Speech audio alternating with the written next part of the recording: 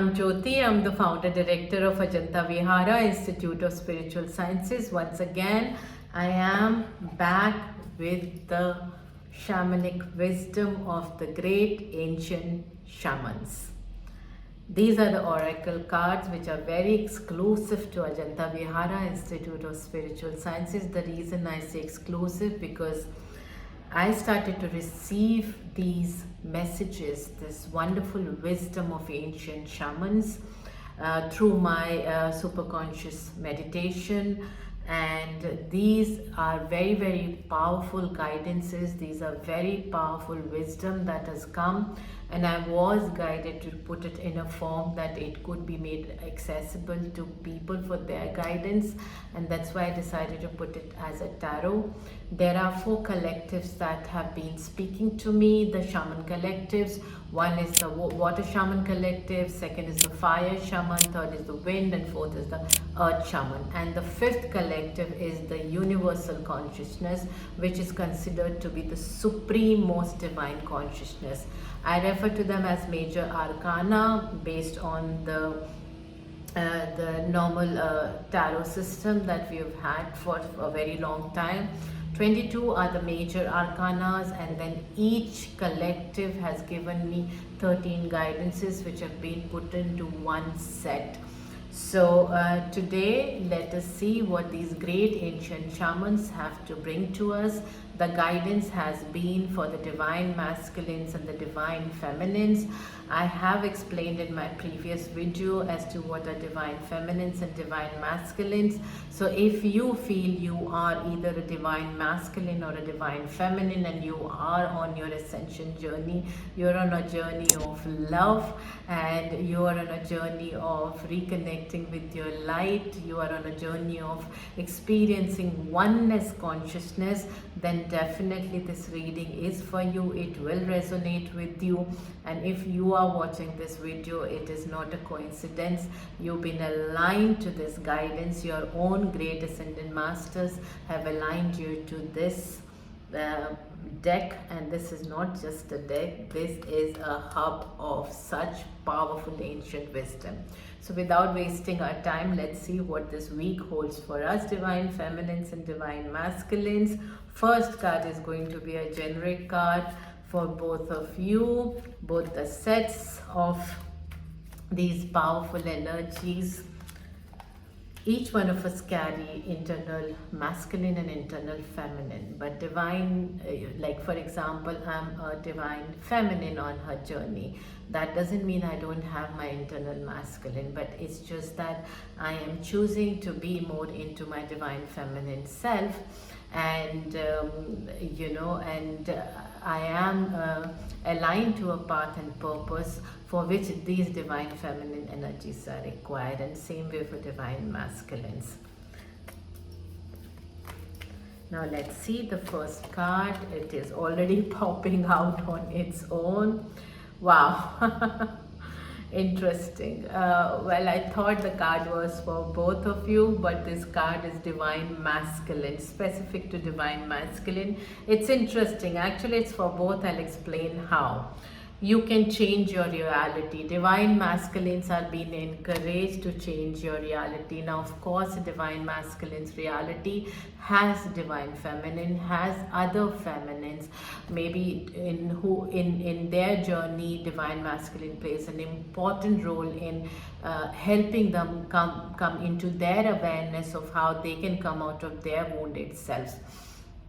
So you can change your reality. Now when a divine masculine's reality is being spoken of, it is not the reality of oneself. It is also the reality all around, that you can change your reality. Now a lot of divine masculines in their journey get stuck into their ego space, and when they get into their ego space, their fears start to take over. Fear, because of course, divine masculine is a lot more connected to the outer world because it represents action. Divine feminine is more connected to her inner world. That means she represents the soul. right? So divine masculine, you can change your reality. That means that it is time for you to also align yourself to divine feminines, because the work will, the higher purpose and path can only be achieved when divine feminine and divine masculines come together.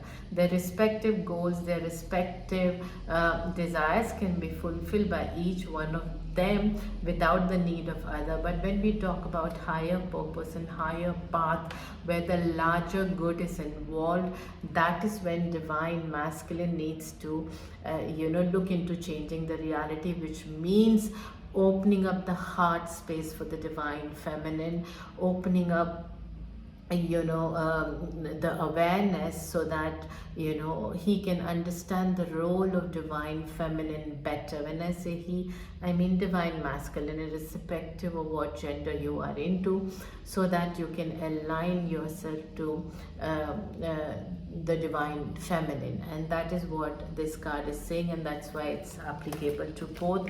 So which means in this energy dynamics and balance, for the larger good, divine masculines now need to lead. Divine feminines have been leading for a very, very long time, but it's time for divine masculines to face their egos, keep their egos aside, and open up to now leading, so that we can move towards a much more peaceful, abundant coexistence, abundant life for everybody, a much happier, peaceful, and safe planet for ourselves, existence for ourselves. Let us see what we have now for divine masculines. Fire does not shape, fire constructs. So what divine masculines have been again encouraged is that let go of the control. You think you can shape up the world, you think you can shape things up. That comes from a sense of control. You want to have the control, and ego does make you feel that you need to be in control, otherwise you've lost your identity, you've lost your definition. So you've been encouraged to let go of this need to control, to shape up the world, to shape up realities, to shape up lives. Instead, focus on constructing, because fire is an important part of a construct. If you take mud, and you knead it into a dough, and clay, and you shape it into a pot or a vase, until you do not fire it, until you do not put it into the kiln and give fire to it, it's not going to have that sturdy shape, right? So fire constructs, and so focus on the construction. Let go of your ego, because when you let go of ego is when you actually will be able to construct. Otherwise you'll always be focusing on shaping things, which means trying to control the outcome, trying to control the moment, trying to control the time. Now coming to the divine feminine, beautiful card. Secret says light is a reflection of darkness, and darkness is a reflection of light. How beautiful this is, and this is so much in alignment to that first card that came for both of them about divine masculine, that you can change your reality, which means divine feminines are being encouraged now to not bother about darkness that divine masculines carry. Divine feminine is being encouraged not to bother about the darkness that the ego of divine masculine has been bringing to her so far, and making her feel stuck.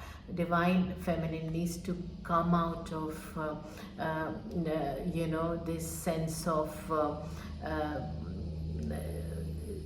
being stuck because divine masculines are not moving. You have to understand that darkness defines light, and light defines darkness. That is the secret.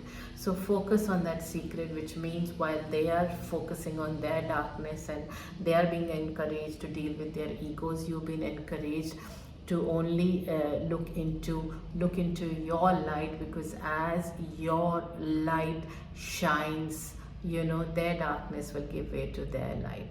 and their darkness currently is important for your light to shine. So focus on your light, and understand that this darkness currently is important because your light really needs to shine. The work's happening, it might not be visible, but the work's happening. Hope this helps for this week. Till next time, love and light.